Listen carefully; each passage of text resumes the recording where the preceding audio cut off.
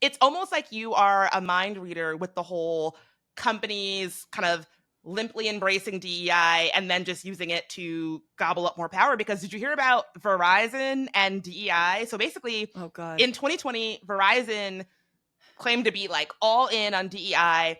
They put out statements after the death of George Floyd that was like diversity and inclusion are our greatest superpowers, yada, yada, yada. Cut to this week, Verizon sends a letter to the FCC stating that it is ending all DEI policy, so no more DEI teams or roles. They're taking all the references to DEI from their training materials. No more workforce diversity goals, and they're taking it further because they're basically like memory holing it. They scrubbed the fact that Verizon was ever involved in any of this from their website. When you go to the DEI pages online, it just redirects to generic Verizon content.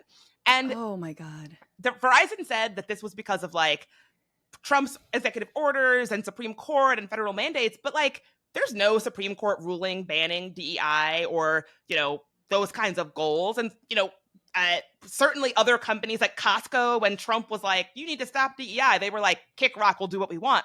Yeah. And the timing of this is very suspicious because Verizon announced this just a day before the FCC approved Verizon's $20 billion acquisition of Frontier Communications. The FCC's approval emphasized that Verizon had gotten rid of their quote, discriminatory DEI policies. And it really does seem like Verizon was like, fine, we'll abandon all of our commitments to DEI if we're able to get this merger. And the FCC was like, bet, sure, great. Dude, that's exactly what happened. It's not even there. That is exactly what happened. That's like, there's no mystery here. That is so terrifying and disgusting. I mean, and you see the same thing with, CBS, right? Paramount is trying to, what is it? Work with like Sky Net News One. I don't know where the fuck it is, Sky something.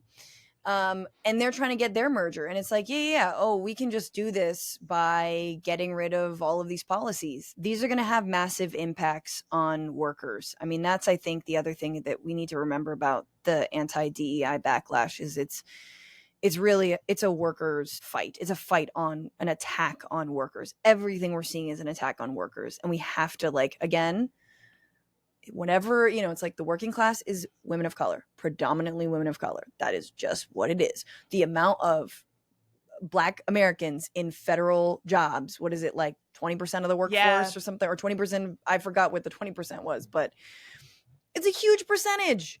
This is deliberate. It's an attack on workers. It's a racist attack on workers.